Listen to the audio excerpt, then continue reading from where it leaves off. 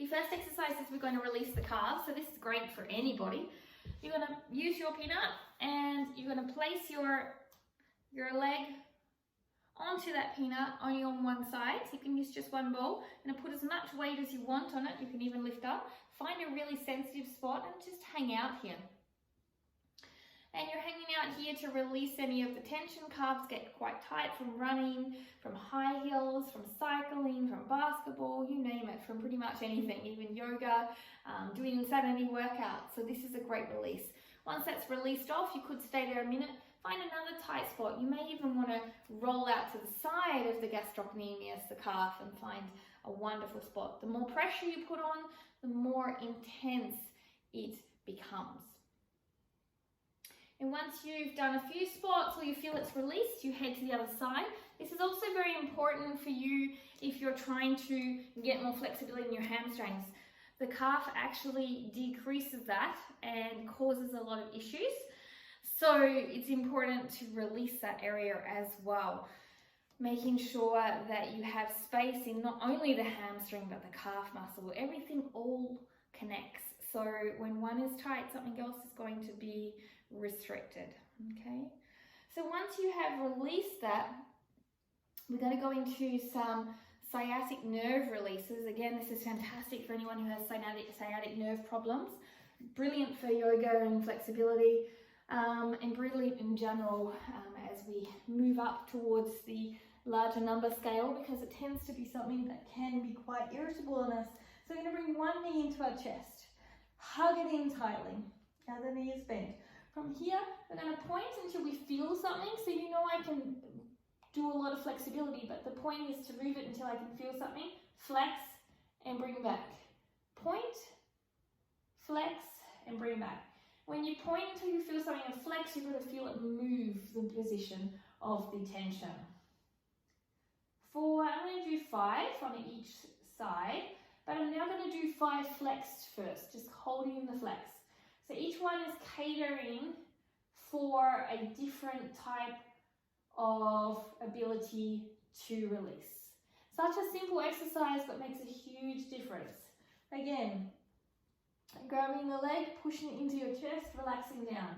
Point, feeling it here a little earlier than the other one, and flex. Point and flex. What you're also going to see is by the time I've done these exercises, I'm ready for my splits too. So it's a great warm up if you're working on your splits, going into the flex foot. It's also fantastic warm up if you're working on that pike press, L-sits, and any calisthenics type of movements or gymnastic or dance movements. Now, just so you know, if you want to intensify this, what you do is you bring your knee diagonally across towards the upper shoulder.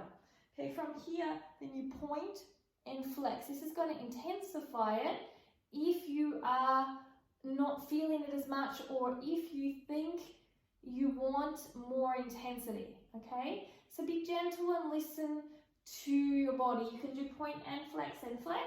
So here, this knee stays still, this one comes across and up to the opposite shoulder, and then point until you feel something, and then flex. Point until you feel something, and flex on the way back. Okay, so as I said, I'm doing 5 each side, okay? So that's the next move up if you want to intensify it. From here, once you have felt like that release, we're going to do a little bit of internal, external rotation to help with your movements. And some of these exercises I will have showed you, but this is a fantastic thing to do. I do this once a week, all these exercises together.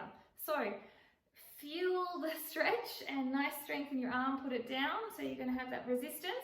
You're going to move in as far as possible. Try not to lift your bottom off the ground, and then move out. So as a yoga practitioner, what I've been doing is been searching to create a more sound movement. A lot of yogis actually get very injured because they're pushing their body above their means without the safety and understanding that cross-training and therapy training, myofascial release, weight training is all a very important part of it. So when you learn to not overuse our body, learn to listen to our body, learn to build awareness of our body, we are able to create a much safer practice. One size doesn't fit all. You have to find what works for you. So we did about 10, I'm going to swap sides. And it's very important, I found personally for my body, to do therapy or myofascial release types of movements at least once a week, not just yoga itself, okay?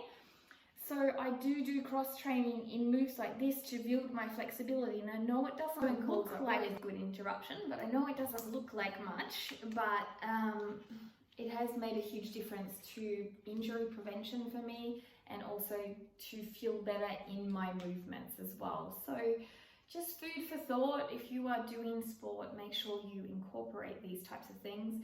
If you are doing yoga, make sure you realize that perhaps not all is needed just in one domain to cross-train to help you develop a more sound approach and also rest and recovery. So one more, okay. So these windscreen wipers are fantastic also for glute activation before a workout. I'm going to do very similar, standing in a squat, and the weight, the band this time is above your knee. Now be on the toe on one foot, and you're going to turn in and out. And this is my full workout when I'm trying to help my development in my pike movements and my connection in my core with these pike movements. So this one is specifically more suitable for things that I'm working on, but they will have a lot of benefit for those that are working in the same internal, external rotation and pike area as me. And also in general, you could take out like the sciatic nerve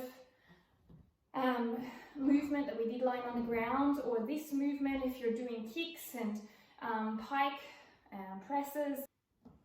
And one. So the lower you go in this movement, just keeping my list on, the more intense you're going to feel. You know that you are awesome, becoming more awesome. Thank you for supporting me, and for all those that you support on here. Don't forget again to share. If you like something with friends, subscribe, like, and most importantly, don't forget, do what works for you. Namaste.